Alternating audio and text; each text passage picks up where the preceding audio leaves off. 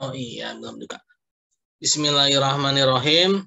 Alhamdulillah, segala puji syukur pada Allah Subhanahu wa taala, Tuhan semesta alam ya, yang telah banyak memberikan nikmat kepada kita semua ya, bagi yang umat Islam ya, bagi yang beragama lain pasti punya ini sendiri ya, punya apa namanya, puji-pujian sendiri ya. Dan shalawat dan salam kepada Nabi Muhammad SAW ya. Kita pada sore hari ini ya akan kembali mempelajari mengenai manajemen keuangan syariah ya. Manajemen keuangan syariah. Sebagaimana kemarin kita sudah bahas ya mengenai manajemen keuangan syariah ini. Oh ya, sebelumnya saya mohon maaf ya tidak bisa on cam. Saya juga tidak bisa on cam. Kenapa? Karena laptopnya sering hang ya kalau lagi di on cam kan ya. Jadi sering sekali terpental dan juga hang gitu ya. Jadi mohon maaf tidak bisa on cam ya. Ini dosen bisa on cam ya. Oke, ada lagi yang menggabung, Safira Agustina ya. Oke ya. Nah, saya mau share ya. Slide share. Nah, manajemen keuangan syariah ya. Kemarin kita sedikit banyak membahas mengenai sumber-sumber ya. Jadi itu sebenarnya mempelajari ini ya, seperti kita dalam kehidupan sehari-hari. Yaitu ketika kita mau apa namanya melakukan suatu pembelajaran, sumbernya dari mana gitu kan. Terus untuk apa gitu ya. Kalau dosen saya tuh orang tua, pasti orang tua kan menanyakan, kamu mau beli apa gitu kan. Terus sumbernya dari mana ya. Nah, itu kalau yang konvensional ya. Jadi kalau yang konvensional itu ya dia mungkin sumber-sumbernya tidak terlalu memperhatikan ya, perhatikan hal haramnya ya. Nah, tapi kalau yang syariah ya, dia akan ada semacam perhatian khusus gitu ya, hal dan haramnya. Nah, jadi seperti itu ya kalau yang syariah ya. Ini saya udah bikin slide. Teman-teman sebenarnya bisa ini ya, bebas ya. Bebas punya buku tentang manajemen keuangan syariah. Oke.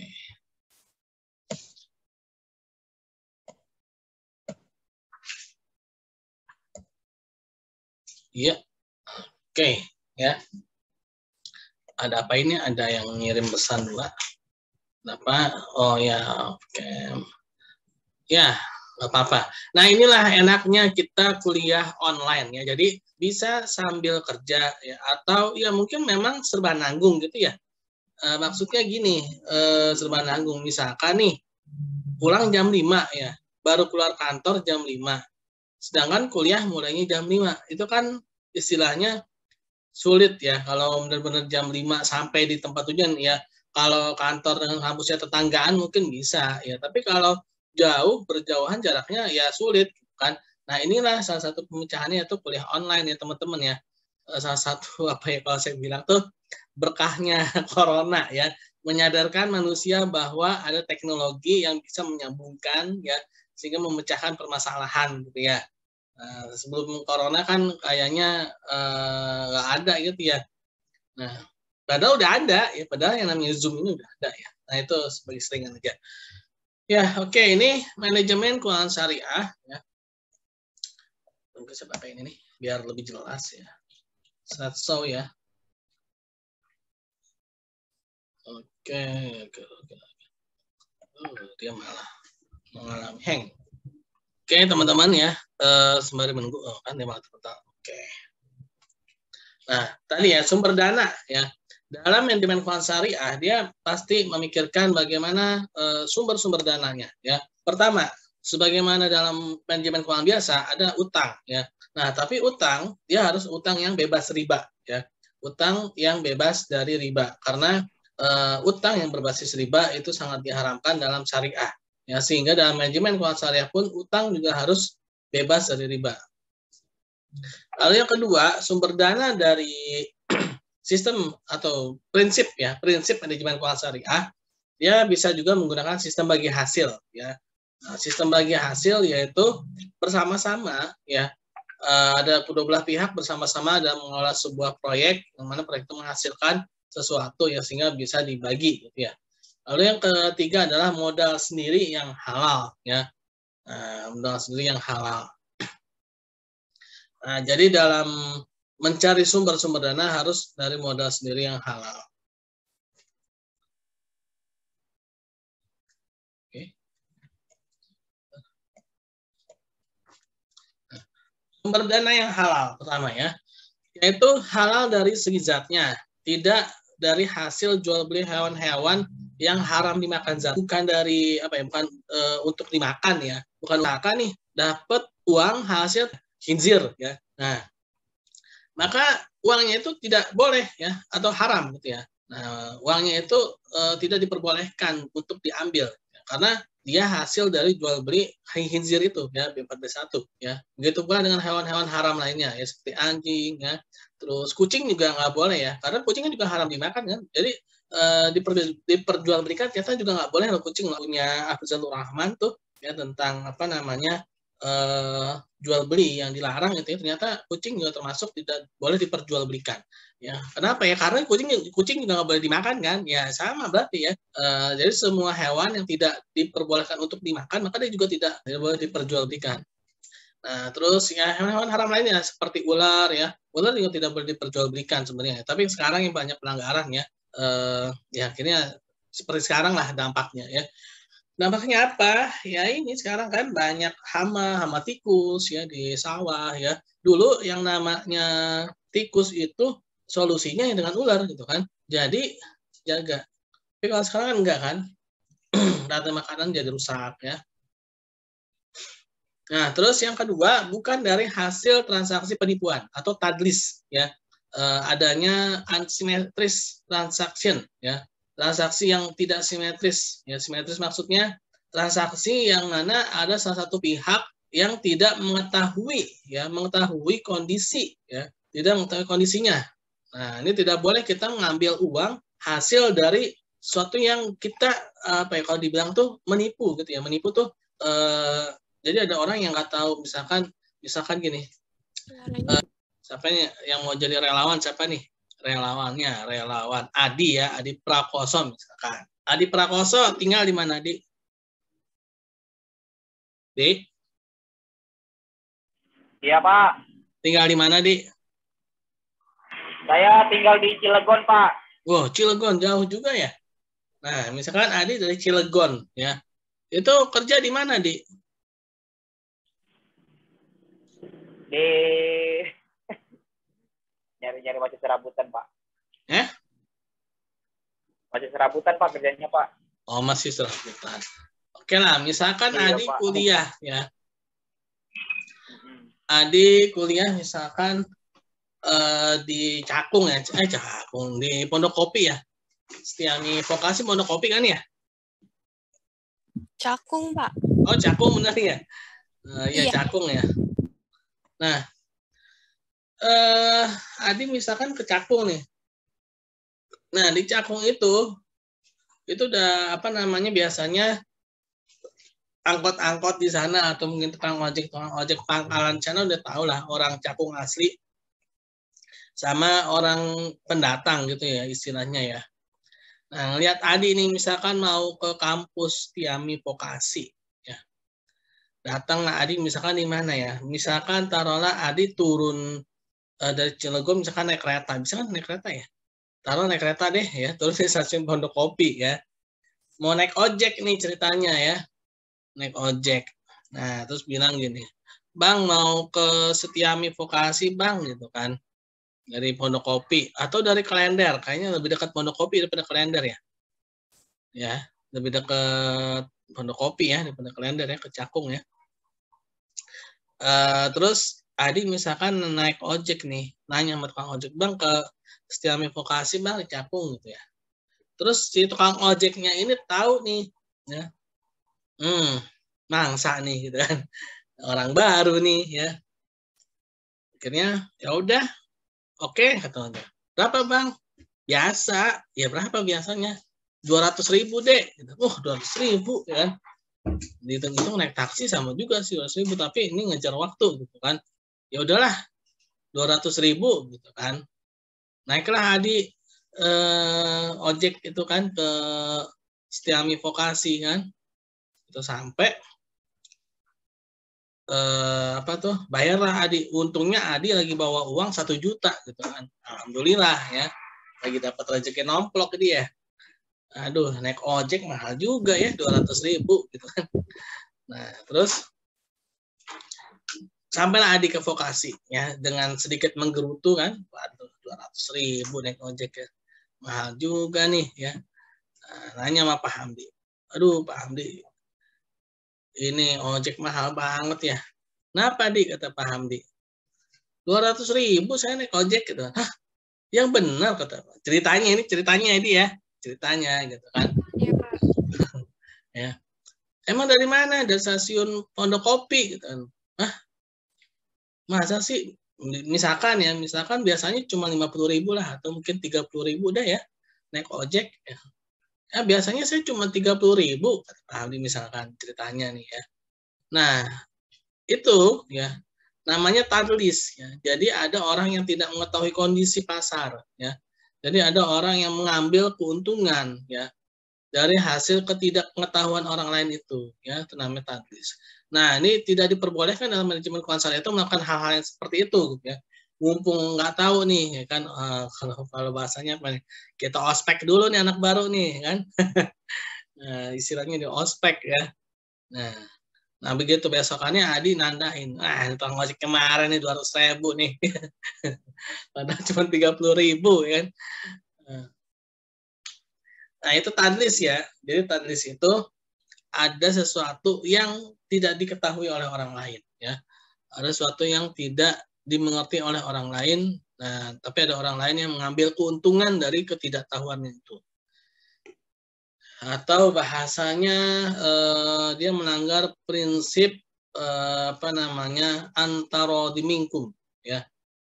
Antara dimingkum yaitu antara dimingkum itu adalah saling meridoi ya. Saling ridho. Saling suka sama suka ya. Nah, sehingga apa? Adanya ketidakridoan ya pada transaksi tersebut. Tadlis ya. Nah, terus yang kedua, nah ini sebenarnya banyak nih ya. Transaksi dia melanggar prinsip tidak boleh saling menzolimi. Berarti ada kezoliman di situ ya. Ya, salah satunya tadi itu ya riba ya. Riba itu apa? Ada yang tahu riba? Riba. Ada yang tahu riba nggak? Ada yang tahu riba? Riba. Apa itu riba? Riba, rayuan iblis berujung azab. Oh iya. Kok hilang? Kenapa nih? Kenapa jadi hilang begini?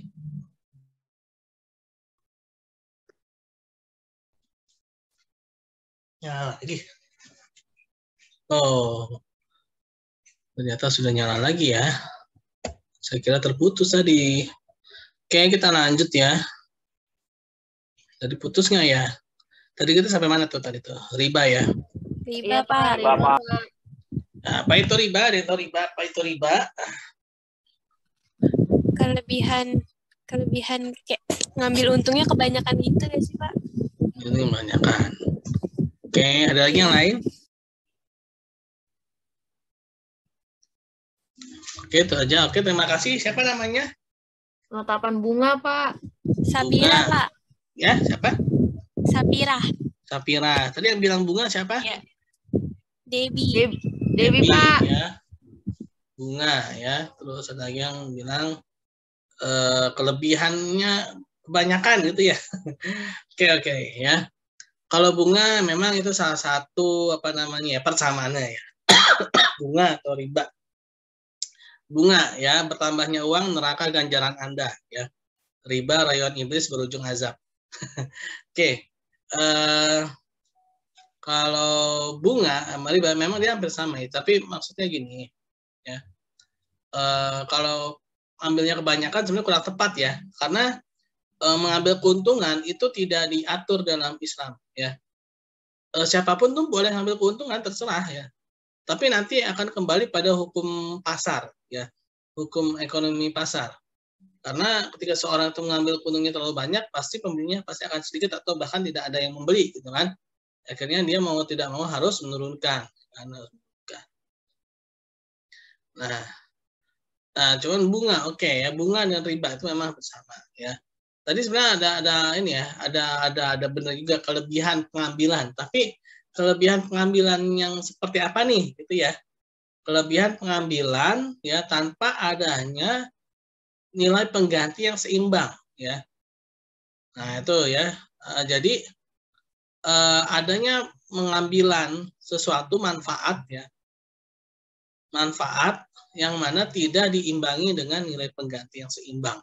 Nah, itulah namanya riba ya.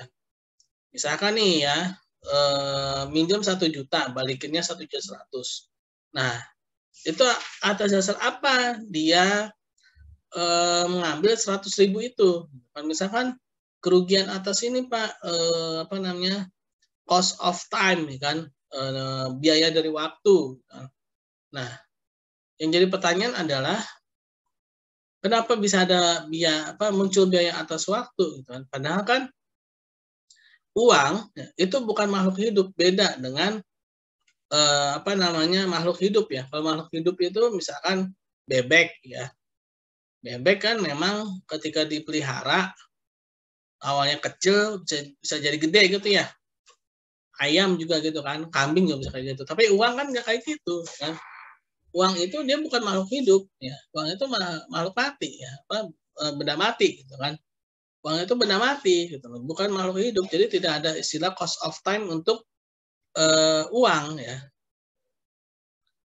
Nah, kalau memang uang itu makhluk hidup ya, ya udah masukin aja uang 10 ribuan ya dalam dompet ya, terus sama uang $1 ya. Dia beranak nggak tuh? Nah, kan enggak kan.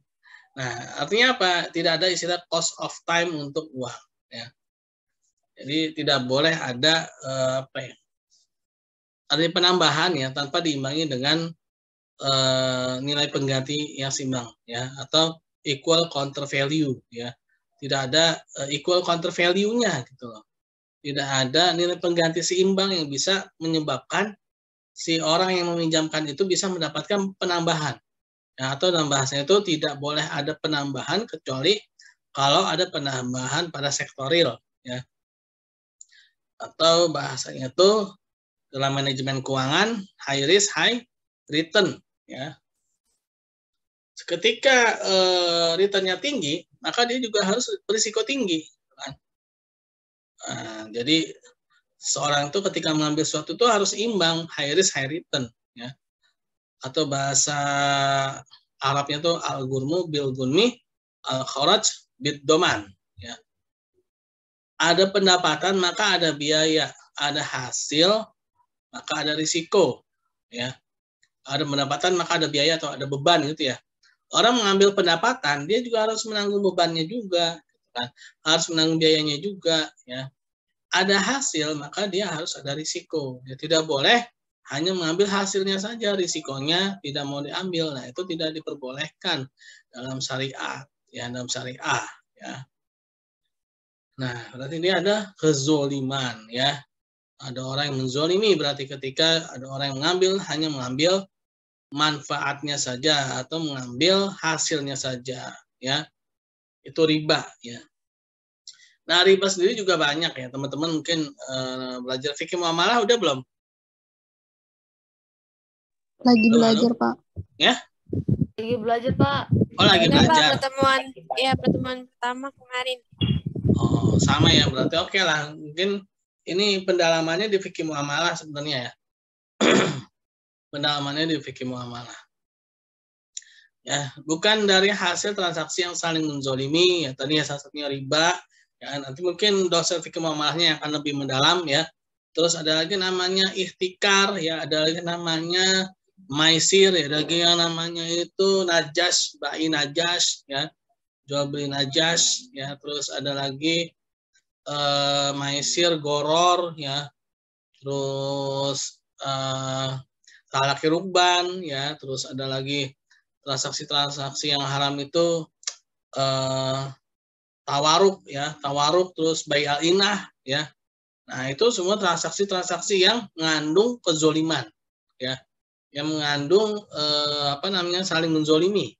Ya, itu harus dihindari dalam sumber dana untuk manajemen keuangan syariah, ya.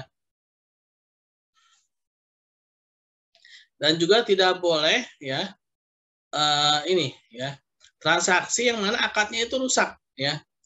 Jadi nih dia sengaja nih, dia jual beli sama orang gila gitu ya. Ada orang gila nih, atau orang mabuk lah ya. Sengaja nih, gue beli topinya, mumpung lagi mabuk, harganya murah. Tawar aja 500 perak, itu juga dikasih. Namanya juga orang mabuk gitu kan. Dulu teman saya ada tuh yang kayak gitu ya.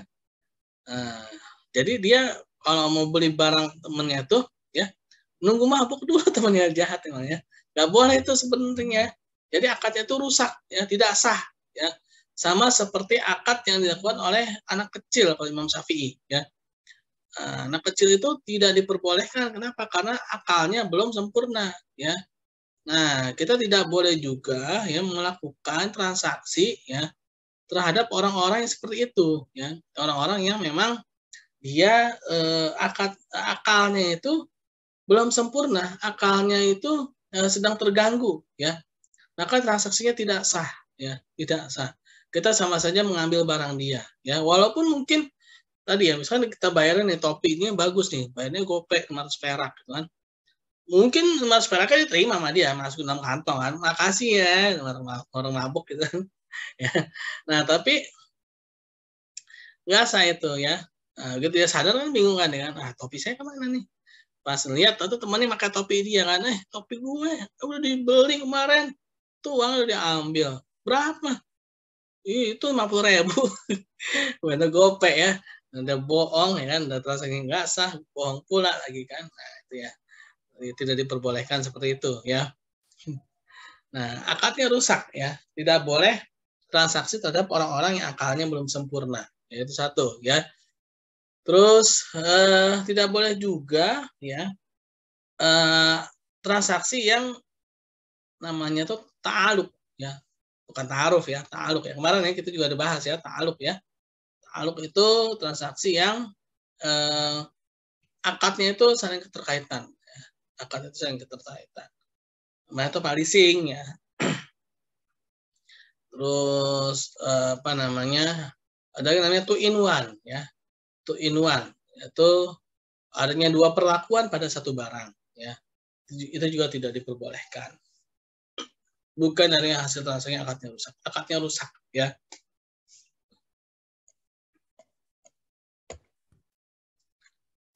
Nah, ini ya. Sumber dana yang halal ya. Kita udah ya sumber dana yang halal ya. Nah, lalu utang ya. Utang gimana dengan utang ini ya? Sumber dana kan bisa juga ngutang kan? Pertama, tidak boleh berbasis bunga ya. Kita boleh ngutang ya, tapi tidak boleh, hindarilah yang berbasis bunga. Nah, karena ya bunga atau riba itu dilarang ya dalam syariat ya. Dan juga utang harus diminimalisir ya, harus dikurang-kurangin lah ya, karena berbahaya ya. Orang-orang salafus soleh ya, itu lebih takut kepada utang daripada takut kepada macan atau harimau ya. Bahkan ada kisahnya banyak ya,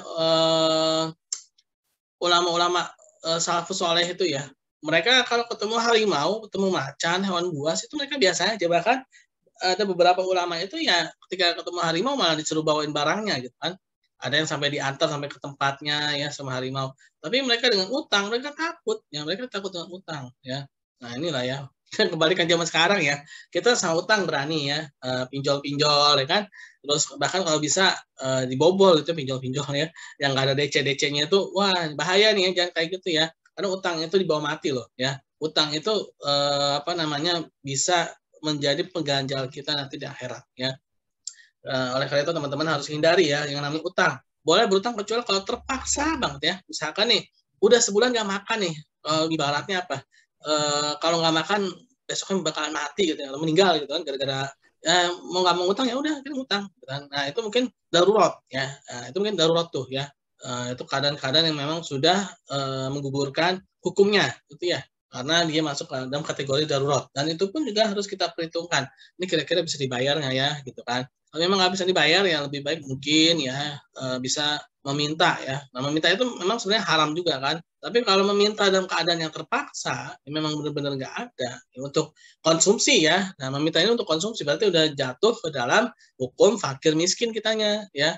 Nah, berarti kita sudah untuk fakir miskin tuh ya. Ya jangan malu ya kalau bilang fakir miskin, memang butuh gitu kan.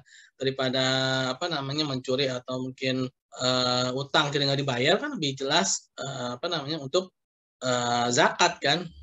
Berarti dia udah jadi fakir miskin ya. Nah, itu diperbolehkan ya, diperbolehkan. Nah, utang ya harus secepat mungkin dilunasi ya, harus secepat mungkin lah ya dilunasi. Karena takutnya lupa ya, lama-lama takutnya lupa. Dan kita juga harus apa ya, berazam ya, kurangin utang ya, kurangin utang ya. Kurang-kurangin tuh ya kalau kita berutang ya, karena berbahaya ya. Nah, lalu bagi hasil ya. Nah, bagi hasil harus sesuai dengan akad ya. Harus sesuai dengan nisbahnya, perjanjiannya. Dan juga harus ada transparansi. Transparansi itu apa? Tidak boleh saling berkhianat ya. Jangan sampai gini, ketika pengajuan nih ya ke investor atau ke pemodal, pemilik modalnya ya, atau kepada pihak misalkan musyarakah nih pada pihak lain ya, ini loh untungnya gede ini, ini dia bisa menghasilkan yang 3 bulan ini 2 kali lipat dari awal ketika pengajuan ngomongnya begitu ya, tapi begitu udah dapet ya udah cair ya, udah tuh mulai tuh tanda-tanda, aduh kayaknya rugi nih, gimana ya. Ketika pengajuan ya bilangnya untung kan, ketika udah dapet ya bilangnya rugi. Nah, ini tidak diperbolehkan seperti itu ya. Jadi ketika memang awal untung bilang untung gitu kan, dan memang hasilnya memang untung ya udah untung gitu kan. Jangan sampai ya apa yang disampaikan di awal dengan apa yang di akhir ketika sudah cair ya berbeda ya. Nah, artinya dia tidak transparansi atau berkhianat ya, khianat. Karena ada hadisnya ya, Allah Subhanahu wa taala itu sebenarnya aku adalah yang ketiga ketika ada 2 orang saling bersyarikat atau apa istilahnya bersekutu ya. Bersekutu dalam artian itu bermudarabah atau bermusyarakah ya. Nah, artinya apa, ini sesuatu yang diridhoi oleh Allah Subhanahu wa taala gitu ya. Transaksi musyarakah, bermitra ya. Karena bermitra ini bukan sekedar ini ya, bukan sekedar pinjam meminjam uang ya. Karena dalam bermitra ini dia ada rasa sense of belonging-nya gitu kan. Beda dengan yang hanya pinjam meminjam uang. Kalau hanya atas dasar pinjam meminjam uang kan dia nggak mau tahu kan, si pemodalnya nggak mau tahu. Pokoknya mau rugi, mau untung 10% gitu kan. Mau lagi nyungsep kek, mau lagi terbang di langit gitu, atas dasar riba gitu kan. Yang kayak gitu tuh biasanya riba ya. Jadi dia tidak mau melihat kondisi orang yang si debiturnya itu ya, si peminjamnya itu. Nah, mitra itu dia harus saling merasakan, waduh, debitur saya lagi kesulitan nih ya. Kayaknya jangan dulu deh ditagih, kasihan. Emang kondisinya lagi ini, misalkan kayak lagi pandemi gitu ya. Nah, maka ya mau nggak mau harus dimengerti gitu ya, harus dimengerti. Nah, itu ya. Jadi bagi hasil pun juga harus sesuai dengan akad, dan juga bagi hasil itu memang harus benar-benar sistem bagi hasil ya. Sistem bagi hasil tidak boleh apa namanya? Makanya ini syariat ya, syariat ini ada suatu hal yang lebih inilah adanya rasa kesadaran untuk tidak saling menzolimi ya. Jadi gini, kenapa sih riba itu dilarang? Kenapa sih sistem bagi hasil itu diperbolehkan gitu kan? Atau kenapa sih jual beli itu diperbolehkan? Itu bukan serta merta ini ya, bukan serta merta riba itu nanti apa namanya misalkan ngambil keuntungan dengan cara-cara yang tidak diperbolehkan. Oke, tapi ada sesuatu yang lebih mendalam ya, yang lebih mendalam gitu kan.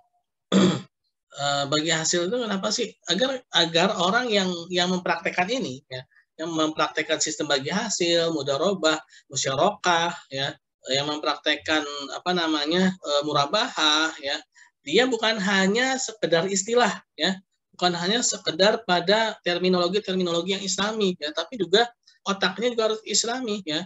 Jangan hanya istilahnya saja yang islami, tapi isinya kapitalis gitu kan, isinya itu malah lebih kejam daripada apa namanya konvensional gitu ya. Nah, jadi seperti itu ya teman-teman ya. Jadi kita harus mendalami dulu nih kenapa sih? Ya karena itu tadi ya, dia ada rasa kemanusiaan ya. Oke, misalkan sistem bagi hasil ya. Tapi harus lihat juga ya kondisi orangnya. Jangan sampai malah lebih istilahnya itu lebih apa ya, sadis daripada yang kapitalis ya. Nah, ini ya, kita jangan sampai seperti itu ya. Nah, jadi ada sesuatu hal yang lebih dalam lah daripada sekedar istilah-istilah atau terminologi-terminologi itu. Terminologi istilah penting ya, tapi ada lagi yang lebih penting ya. Oke, mungkin itu dulu teman-teman, nanti kita lanjut lagi atau mau langsung, paling lanjut aja ya, kayak udah mau maghrib nih sebentar lagi ya teman-teman ya. Kayak kemarin aja ya, nanti kita lanjut lagi ya. Nanti setelah maghrib ya, sekitar 18.30 lah ya, kita lanjut ya.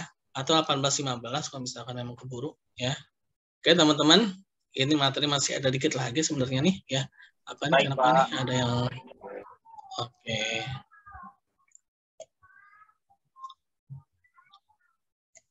Oke teman-teman, kita skip dulu untuk sholat maghrib dan beristirahat bagi yang ingin beristirahat ya.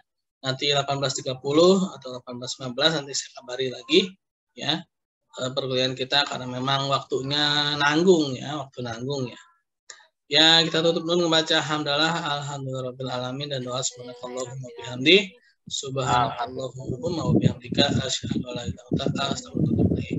Assalamualaikum warahmatullahi wabarakatuh. Waalaikumsalam warahmatullahi wabarakatuh. Oke, assalamualaikum warahmatullahi wabarakatuh teman-teman. Jumpa lagi dalam perkuliahan kita ya. Setelah tadi dijeda dengan sholat maghrib ya, kita mulai lagi. Ya, tadi saya lagi share mau coba ini nih on cam, ya mudah-mudahan bisa ya. Oh, alhamdulillah bisa ya. Oke, mau share screen, bismillah. Semoga bisa. Nah, enak nih kalau gini ya. Nah, balik lagi. Nah, tanda-tanda nih. Oke. Nah, dia mulai. Oke. Tadi bagi hasil ya. Masih hang. Akhirnya saya yang hang ya. Waduh. Mohon maaf teman-teman, ini saya ada gangguan ya. Benar juga ya, yang ditakutkan terjadi, akhirnya saya ngeblank ya. Oke, tidak apa-apa. Saya sebenarnya tadi udah. Suara saya masih terdengar nggak? Masih Pak. Jelas, Pak. Jelas, Pak. Oke, ya. Sudah muncul lagi.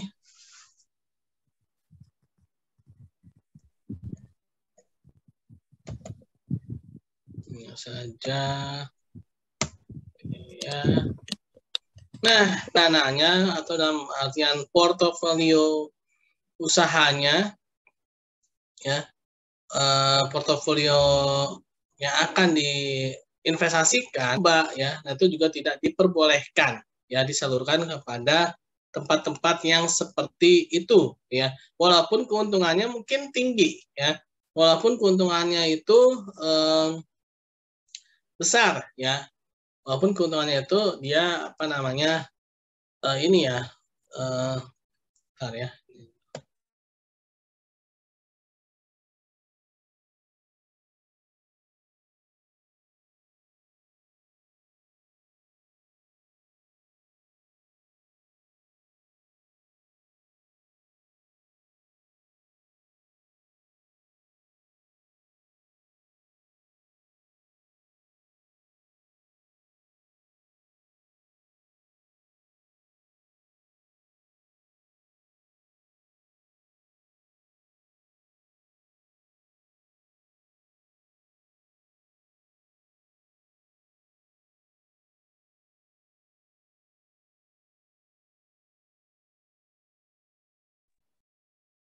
Oke, tidak boleh disalurkan kepada sektor yang haram, ya, walaupun keuntungannya besar, ya.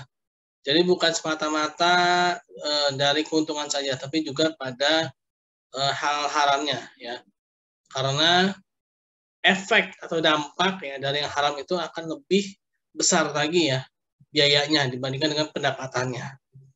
Nah, lalu tidak boleh disalurkan ke sektor-sektor yang mengandung ketidakpastian atau maisir atau perjudian ya. Nah, kalau dalam lagu Rame-Rame apa? Judi. Ya, ya.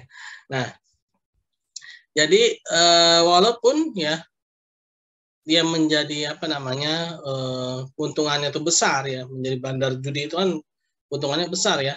Nah, tapi itu juga tetap harus tidak dilakukan ya. Tetap harus apa namanya dilarang ya. Jadi bukan semata-mata keuntungan lagi ya, tapi juga harus melihat efek atau dampaknya ya yang akan datang ya dalam penyaluran dana ini. Lalu juga tidak boleh memperbesar piutang ya. Nah, kenapa? Karena piutang itu menyebabkan adanya piutang semakin besar, maka piutang tak tertagihnya juga semakin besar ya. Piutang tak tertagih semakin besar, maka keuntungan juga semakin kecil ya. Keuntungan semakin kecil, maka zakatnya juga semakin kecil ya. Oleh karena itu dalam penyaluran dana, manajemen keuangan syariah, utang piutang itu biasanya agak-agak dihindari ya, karena dia mengandung sesuatu yang tidak pasti ya. Utang piutang itu kan bisa jadi ada musibah ya, yang mana itu tidak bisa diperhitungkan di awal. Nah, oleh karena itu utang piutang itu biasanya dihindari. Lalu juga tidak untuk aset yang non produktif atau menghindari pemborosan. Tidak boleh adanya pemborosan dalam penyaluran dana ya. Nah, kalau dalam akuntansi ya, itu biasanya sektor aktiva ya. Sektor aktiva seperti apa? Kas ya atau setara kas, lalu apa piutang ya, piutang dagang. Terus apa lagi? Dari yang liquid sampai unliquid itu ya. Kas, piutang, terus inventory ya, persediaan barang dagang ya. Nah, itu semua adalah penyaluran dana ya. Uang yang kita pegang ini istilahnya apa? Uang yang boleh tadi misalkan ngutang ya, berhutang gitu kan, dari hasil bagi hasil, lalu dari apa yang kita punya sendiri ya. Ini kira-kira mau kita apakan nih gitu kan? Apakah hanya berupa uang tunai saja ataukah dibelanjakan ya, dijadikan barang modal gitu kan? Nah, itu semua harus dilihat pada sektor halal haramnya. Jadi tidak boleh hanya memikirkan keuntungan semata, ya, tapi juga harus difikirkan juga halal haramnya, ya. Nah, dan juga satu lagi sebenarnya ya, harus ada sosial sektor, ya, harus ada sosial sektor. Nah, kalau sosial sektor atau charity atau amal ini merupakan hal yang tidak terpisahkan dalam syariat, ya, hal yang tidak apa ya, itu satu kesatuan ya, sosial sektor ini ya, atau apa zakat, infak, sedekah, ya wakaf ya, itu merupakan satu kesatuan dan bahkan itu yang menjadi pemicu ya, yang menjadi pemicu transaksi-transaksi lainnya, yaitu sosial sektor, terutama zakat ya. Nah, ketika itu semua terlaksana ya, pengelolaan dana terlaksana, maka insya Allah ya manajemen keuangan syariah ini dia akan berjalan sesuai dengan harapannya gitu ya. Nah, mungkin berbeda ya manajemen keuangan syariah sekarang dengan manajemen keuangan syariah para sahabat Rasulullah, itu beda ya. Ya contoh misalkan ya Abu Bakar As-Siddiq radhiyallahu anhu ya, manajemen keuangan syariahnya gimana beliau? Beliau manajemen keuangan syariahnya itu ketika di apa namanya dikasih semacam penawaran ya, siapa nih yang mau berinfak gitu kan. Nah, maka beliau Abu Bakar As-Siddiq radhiyallahu anhu itu berinfak dengan 100% hartanya ya. Artinya apa? Pengeluaran dananya itu semuanya untuk infak ya. Semuanya itu untuk infak. Nah, beda kan berarti dia manajemen keuangan syariahnya manajemen keuangan syariah celestial ya. Celestial manajemen ya, manajemen langitan ya. Lalu ada lagi Abdurrahman bin Auf radhiyallahu anhu, ya, yang mana ada kisahnya yang terkenal, ya. Beliau ingin sekali jadi orang miskin, ya, sehingga manajemen keuangannya itu beliau benar-benar ingin menjadikan miskin, gitu ya. Ada kisahnya tuh, ya, ketika beliau diinfokan, ya, atau ada semacam pemberitahuan dari Rasulullah bahwa harta beliau itu sangat banyak gitu kan, sehingga menyulitkan beliau nanti khawatirnya menyulitkan beliau nanti masuk surga gitu kan. Akhirnya apa? Beliau ingin sekali ya menjadi orang miskin gitu kan.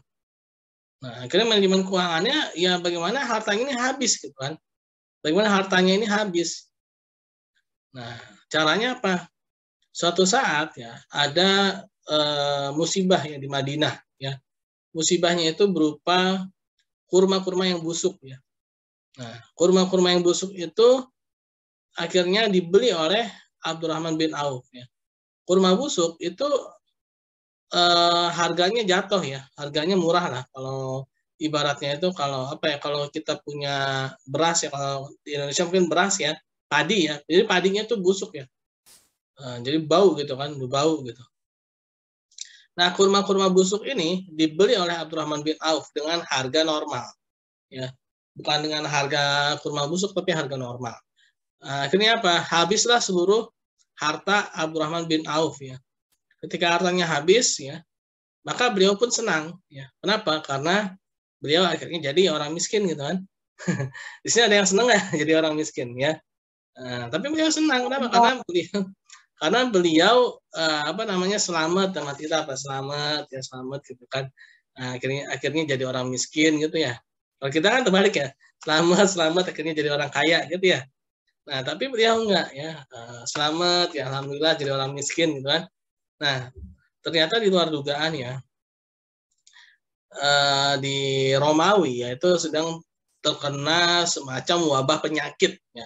Sehingga utusan dari Romawi itu datang ke Madinah. Datang ke Madinah untuk mencari obat ya dari wabah tersebut ya. Obatnya apa? Obatnya ternyata kurma busuk ya. Obatnya ternyata kurma busuk. Datanglah ke Madinah. Kenapa datang ke Madinah? Karena memang Madinah itu ya adalah kota pertanian ya. Kalau Mekah itu perdagangan ya. Kalau Madinah itu pertanian. Jadi dari dulu itu memang penduduk Madinah itu yang bertani ya. Nah, datanglah ke Madinah ya mencari kurma busuk itu utusan Romawi tersebut ya. Dengan membawa uang yang sangat banyak ya. Utusan Romawi itu datang ke Madinah dengan membawa uang yang sangat banyak ya.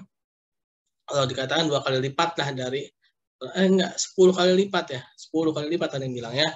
Jadi 10 kali lipat dari harga kurma biasa. Kan kalau Abdurrahman bin Auf kan dibeli ya kan dengan harga normal. Nah, ini si utusan Romawi ini dia membawa uang ya. Itu lebih banyak lagi gitu untuk membeli kurma busuk. Ketika utusan Romawi itu menanyakan ya kepada penduduk Madinah ya mengenai keberadaan kurma busuk ya, jadi si utusan nanya kalau bahasa kita nanya, di sini mana sih lumbung yang nyimpen kurma-kurma yang udah busuk gitu kan. Terus akhirnya ngasih tahu lah tuh si penduduk Madinah itu, wah kurma busuk di Madinah ini sudah diborong semuanya oleh Abdurrahman bin Auf. Akhirnya datanglah si utusan itu bertemu dengan Abdurrahman bin Auf ya. Datang dan akhirnya menanyakan, apakah benar ada itu Abdurrahman bin Auf ya? Apakah benar ada itu memiliki stok kurma busuk di sini? Iya.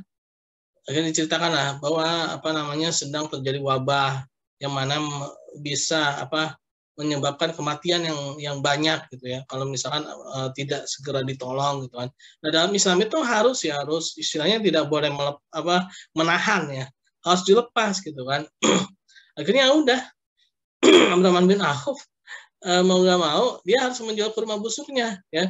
Dan si utusan ini dia juga mungkin ya sepertinya dia juga diancam juga ya harus dapat gitu kan. Ini uang harus diserahkan kepada yang punya. Nah, akhirnya apa? Akhirnya Abdurrahman bin Auf yang tadinya udah senang-senang jadi orang miskin gitu ya. Akhirnya jadi kaya lagi ya. Nah, akhirnya gagal miskin ya. Kalau kita kan gagal kaya ya. Kalau dia tuh gagal miskin ya. Nah, akhirnya yang tadinya dia udah senang-senang ya, uangnya habis, jadi miskin gitu ya. Ya akhirnya jadi kaya lagi kan. Gara-garanya dibeli bahkan lebih banyak daripada sebelumnya ya. Bahkan hartanya lebih banyak daripada sebelumnya. Nah, itulah manajemen keuangannya Abdurrahman bin Auf ya.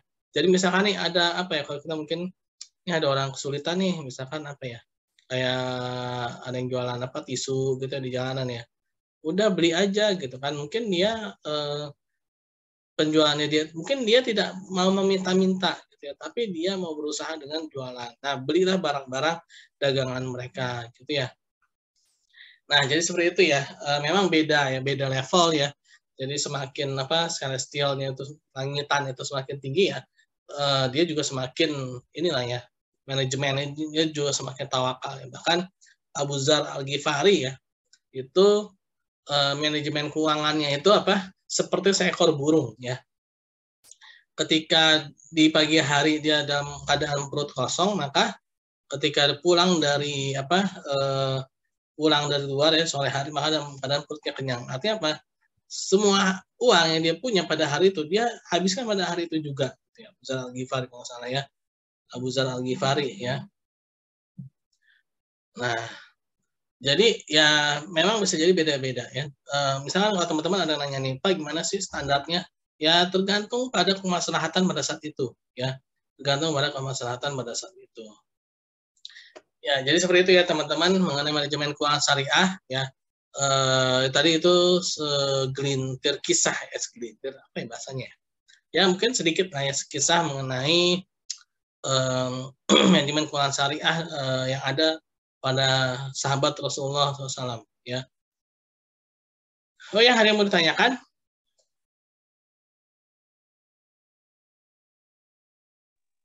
Dari saya sudah cukup, Pak.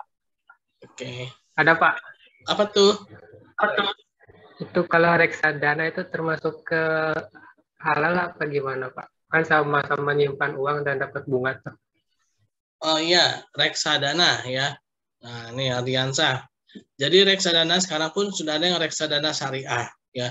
Jadi reksadana itu sebenarnya portofolio. Ya, portofolio itu masih kumpulan dari investasi-investasi ya. Nah, lalu bedanya apa dengan syariah? Jadi yang syariah itu kumpulan investasi-investasi yang sudah masuk kategori syariah ya. Mungkin misalnya kayak saham, dia udah jadi saham syariah ya. Misalkan obligasi dia sukuk itunya ya.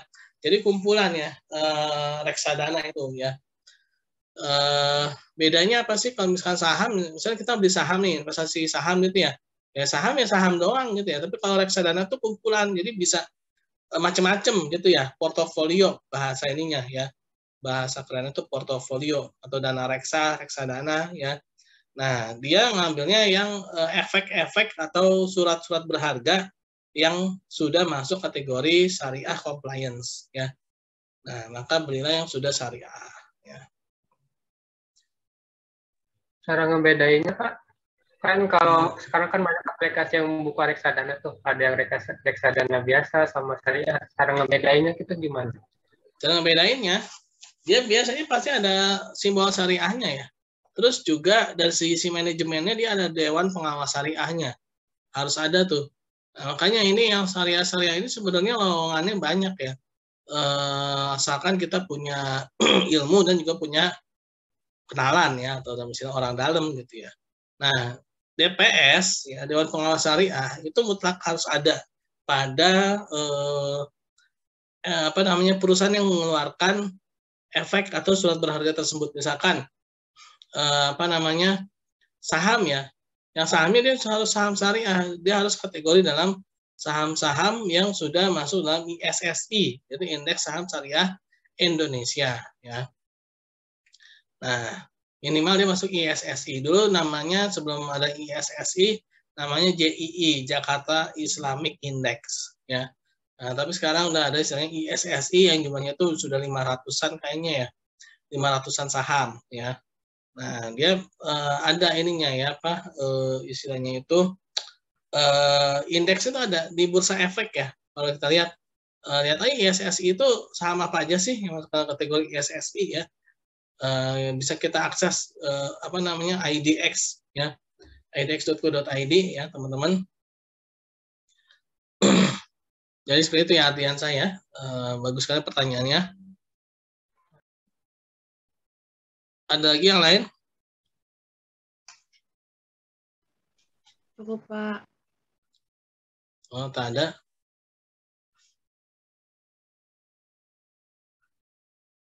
Oke, kalau memang tidak ada, terima kasih teman-teman atas perjumpaannya kita hari ini. Baiklah, kita tutup membaca hamdalah, alhamdulillahirabbil alamin, dan doa subhanakallahumma bihamdi, subhanakallahumma bihamdika, asyhadu an la ilaha illa anta astaghfiruka wa atubu ilaik. Assalamualaikum warahmatullahi wabarakatuh. Waalaikumsalam warahmatullahi wabarakatuh.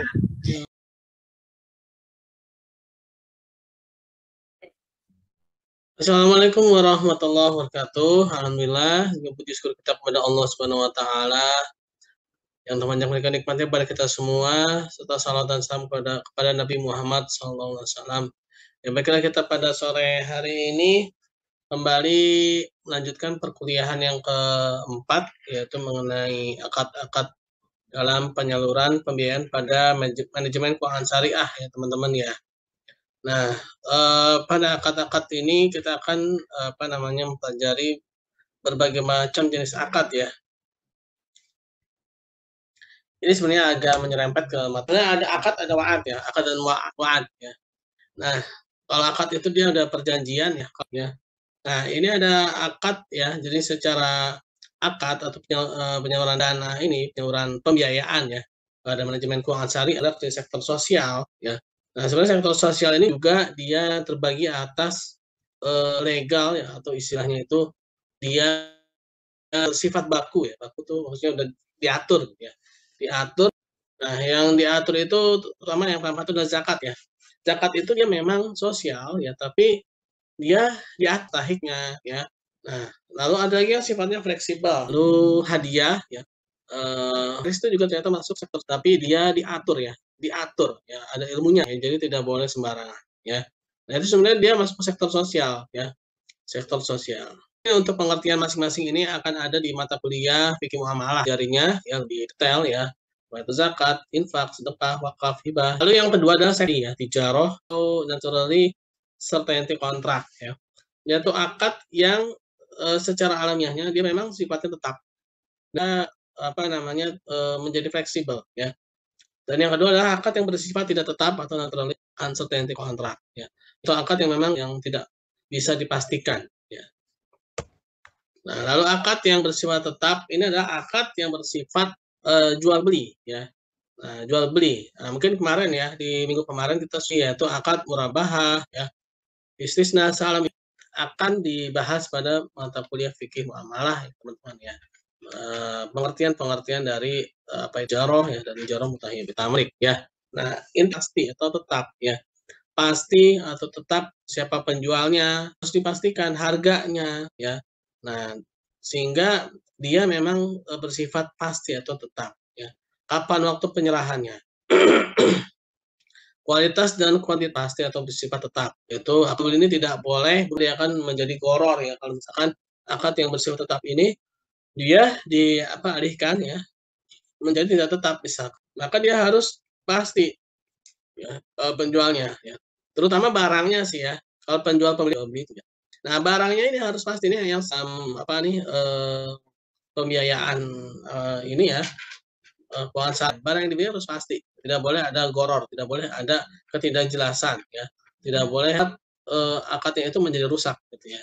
Nah, sebenarnya murabahah, istisna, salam, ijaroh, ini harus ada pasti, keuntungannya harus ada pasti ya. Kalau murabahah itu kan jual beli di mana harga pokok diketahui ya, dan ya, barangnya ada ya, barangnya ada. Nah, kalau istisna itu dia memang barangnya harus sudah ada, barangnya maksud itu gedung sekolah gitu ya, yang diistisnakan misalkan gedung sekolah, itu udah ada marketnya, udah ada miniaturnya, kan, udah ada perencanaan sekolah misalkan ya. Walaupun pada saat itu gedungnya belum ada, tapi marketnya, ya miniaturnya itu udah ada gitu ya. Sehingga butuhkan berapa pasir yang dibutuhkan dan berapa daun pintu, jendela yang dibutuhkan ya. Nah, itu dalam istisna ya. Nah, berapa atau pembayarannya itu bagaimana persentasenya ataukah berdasarkan penyelesaian. Nah, itu ya. Jadi harus pasti itu ya, tidak boleh bikin bangunan misalkan gedung boleh gitu ya.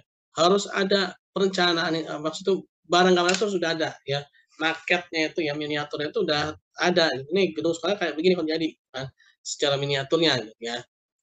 Pasir yang dibutuhkan, berapa semen ya, dan sebagainya macamnya itu ya. Juga demikian. Nah, Salam ini sebenarnya adalah untuk mengatasi sistem ijon ya, yaitu menjual apa namanya, kalau ijon itu kan itu sebenarnya apa sih yang dijual itu tanah ya. Salam sebenarnya jual tanah ya. Tapi yang ingin didapatkan nah, orang beli tanah tapi pengen dapetin padi. Nah, itu ijon ya, goror ya. Jadi tidak jelas. Nah, di sini yang ngatur anti kontrak ini ya, ini harus ada gitu ya. Nah, lalu bagaimana dengan kasus-kasus seperti ini? Ya, seperti tanah tapi ingin dapatkan padi gitu ya. Nah, ini nggak nyambung kan, sebenarnya nggak nyambung. Kalau memang mau beli padi, ya udah beli padinya gitu ya. Kalau memang mau beli padinya, maka belilah padinya. Padinya belum ada, ya udah nggak apa-apa. Pastikan tanggal sekian, pokoknya intinya gini ya. Saya mau beli padi gitu ya. Nah, kalau jualan itu beras ya. Nah, gitu kan, harga sekian, tanggal sekian harus sudah ada. Misal jual beli apa namanya, sawah tadi ya. Kalau sawah kan nggak jelas kan. Dia beli tanah tapi pengen dapetin buahnya ya. Nah, itu juga goror tuh ya, goror. Nah, kalau memang mau beli buah ya udah sekarang. Tapi yang dibeli memang benar-benar buahnya, jadi bukan pohonnya ya. Nah, itu ya. Jadi untuk menghindari hal-hal yang goror itu ya, hal-hal yang apa tidak jelas itu harus dihindari dalam jual beli ya. Dalam apa, jelas ya, dia harus jelas ya. Barangnya tuh harus jelas. Walaupun barangnya pada saat itu harus jelas, harganya harus jelas, waktu penyerahannya harus jelas ya. Nah, itu ya, walaupun barangnya pada saat itu belum ada. Nah, lalu ijaroh ini adalah sewa ya. Dia hanya memanfaatkan fungsi atau kepemilikan ya. Nah, lalu ijaroh muntahiyah bitamlik ya, yaitu sewa menyewa ya, yang mana adanya wa'ad, adanya opsi untuk perpindahan kepemilikan. Muntahiyah bitamlik dengan capital leasing ya, capital leasing. Nah, ada leasing itu ada namanya operasionalis, ada namanya capitalis. Nah, pada ijaroh muntahiyah bitamlik ini yang menjadikan berbedanya adalah kalau capital leasing pertama menjadi syarat untuk akad yang kedua. Akad sewa menyewa menjadi syarat untuk akad jual beli. Nah, inilah yang tidak diperbolehkan dalam syariat ya. Tapi kalau ijarah mutahiyah bitamlik ini dia wa'adnya ada opsi untuk dibeli ya. Nah, ya. Akan tapi pada saat sekarang ini ijarah mutahiyah bitamlik ini agak-agak jarang, hanya kalangan lembaga keuangan syariah aja. Wallahu alam sih ya. Yang pastinya udah jahat gitu ya. Wahatnya tuh ya opsi itu kadang-kadang pasti menjadi akad. Nah, daripada seperti itu mendingan sekarang aja murabahah gitu kan. Mending jual beli kalau memang mau beli ya udah murabahah aja gitu. Ngapain sih malu-malu kalau memang mau dibeli gitu ya. Kalau memang mau beli aja gitu, nggak usah. Kalau memang mau beli ya udah dibeli aja murabahah ya kan. Nah, itu ya. Jadi akad yang bersifat tetap ya. Nah, lalu akad yang bersifat tidak tetap akhirnya investasi, yaitu barangnya itu apa namanya? Memang dia tidak ada ya. Tapi di sini maksud istisna dengan salam tuh gini. Kalau istisna ya, itu kan dia memang udah pasti ya, apa namanya, kepemilikannya ya, satu orang atau satu lembaga. Tapi kalau investasi ini permodalannya gitu. Permodalannya itu maksudnya kepemilikannya itu dia bisa jadi bukan cuma dimiliki oleh satu orang atau satu lembaga, tapi bisa jadi dimiliki oleh beberapa ya. Bisa sohibul mal, ada yang memiliki harta, yang memberikan modal ya, yang memberikan modal, lalu skill atau mengelola. Nah, baik yang memiliki skill yang mengelola ini atau mudorib ini dengan sohibul mal ini, dia akan mendapatkan ini apa namanya bagi hasil jalan tol ya. Yang satu istisna, yang satu mudharabah. Bisa nggak? Bisa ya. Nah, misalkan ya kalau istisna itu gini, bedanya ya, ini bedanya ya, bedakan ya. Ada misalkan sebuah perusahaan ya, dia ingin membuat jalan tol sepanjang dari Jakarta sampai si pemodal, ini ada orang punya uang. Nah, terus dia panggil tuh ya, orang yang bisa bikin itu ya, dia bikin. Nah, orang yang bikin ini dia nggak punya cukup, dibuatlah per termin kan. Nah, ujung-ujungnya barang ini kan pasti dibeli gitu ya, barang ini pasti akan dibeli. Dan dia ketika udah dibeli udah selesai gitu ya kalau istisna. Tapi kalau mudharabah enggak ya. Misalkan nih ada perusahaan dia memang bisa bikin jalan tol gitu. Nah, lalu dibiayain nih sama perusahaan. Nah, kalau mudharabah dia antara si pemodal dengan yang mengelola itu akan bagi hasilnya gitu ya. Nah, bentar ya, kerja mau si aplikasi. Bentar ya. Mana ya? Oh, sini mana ini? Saya mau buka whiteboard, ya bisa nggak ya? Oh, nggak ada whiteboard di aplikasi. Oke lah, nggak apa-apa lah ya, nanti kita jelasin. Bedanya gini, tadi jelas ya, kalau istisna itu jual beli putus ya. Misalkan ada PTA, si PTA ini dia yang apa namanya yang membuat jalan, PTB ini yang membeli, ini gitu ya. Ada PTA yang membuat jalan, PTB yang membeli. Nah, PTA ini dia bikin jalan tapi dia nggak sanggup untuk membuat sampai selesai kecuali kalau si PTB ini membayar secara berangsur-angsur atau per termin. Nah, ketika udah selesai, udah dibayar, udah tuh barang itu jadi milik si PTB, gitu ya. Si PTA menyelesaikan, ya, udah dibayar sama PTB, ya, udah jadi milik PTB tadi, si jalan tol tadi. Nah, kalau mudharabah misalkan ada PTA, ada PTB, ya. PTA ini dia tahu nih cara bikin jalan tol gini. Nah, dimodalin tuh, ya. Nih, sama si B, si PTA ini dia yang apa namanya membuat jalannya, si PTB yang modalin. Kan. Nah, ternyata jadi jalan tolnya. Nah, jalan tol tadi milik siapa? Milik PTA dan PTB. Ya, kalau mudharabah, ya beda ya. Kalau istisna, ya itu jadi milik si PTB sendiri karena dibeli sama si PTB, kan? Ya, si PTA itu dia udah dapat uang apa namanya? Udah dapat uang gitu kan, udah dibayar gitu. Nah, kalau mudharabah, ya si PTA yang membuat jalan tol ini, ya dia belum dapat uang ya pada saat itu ya dia belum dapat uang maksudnya belum uang itu hanya untuk uangnya itu hanya untuk membuat jalan tol gitu ya tapi kalau tadi istisna dia udah dapat uang buat jalan tol plus sama keuntungannya ya nah tapi kalau mudharabah enggak ya dia hanya berhasil membuat jalannya saja gitu ya tapi dia belum dapat ininya dapat hasilnya ya. Nah, hasilnya nanti tuh ketika apa namanya berjalan ya, ketika sudah dipergunakan mendapatkan hasil ya. Nah, itu baru dapat bagi hasil di situ. Nah, itu mudharabah ya. Bedanya di situ. Lalu bagaimana dengan gedung-gedung, misalnya bikin gedung sekolah, bisa pakai istisna, bisa pakai mudharabah. Bisa juga pakai musyarakah. Ya, musyarakah misalkan ya sama-sama punya uang. Misalnya PTA punya misalkan 1 miliar, PTB punya 1 miliar. Nah, biaya untuk membuat jalan itu taruhlah 2 miliar ya, misalkan. Sekarang kayaknya 2 miliar agak kecil juga ya. 2 triliun ya, agak sekitar 2 triliun lah ya. 2T ya. PTA punya 1 triliun, PTB punya 1 triliun ya. Nah, ini masing-masing ini ya, dia menaruh dananya ya menaruh dananya untuk menjalankan itu ya. Nah, akhirnya jadilah ya jalan tersebut ya. Akhirnya jadinya jalan tol dan dia dapat bagi hasil ya. Beda nih, jadi ada 3 kasus ya, barangnya sama ya. Barangnya sama yaitu jalan tol atau mungkin gedung sekolah ya, atau mungkin gedung pencakar langit ya. Ini bisa pakai 3 akad ya, bisa memilih 3 akad ya dalam apa namanya penyalurannya ya. Bisa pakai tadi ya istisna ya. Kalau istisna itu maka yang ada yang membeli gitu, ada yang menjual ya. Tapi dibayarnya per termin gitu ya. Kalau mudharabah ada yang mempunyai keahlian ya. Dia hanya memberikan keahlian. Ada yang memberikan modal ya. Kalau musyarakah ya, dua-duanya punya modal ya. Tapi ada satu yang punya modal dan dia juga yang mengelola. Nah, itu namanya nanti istilahnya itu sekutu aktif, sekutu pasif. Ya. Nah, orang yang selain memberikan modal juga memberikan keahlian itu namanya sekutu aktif.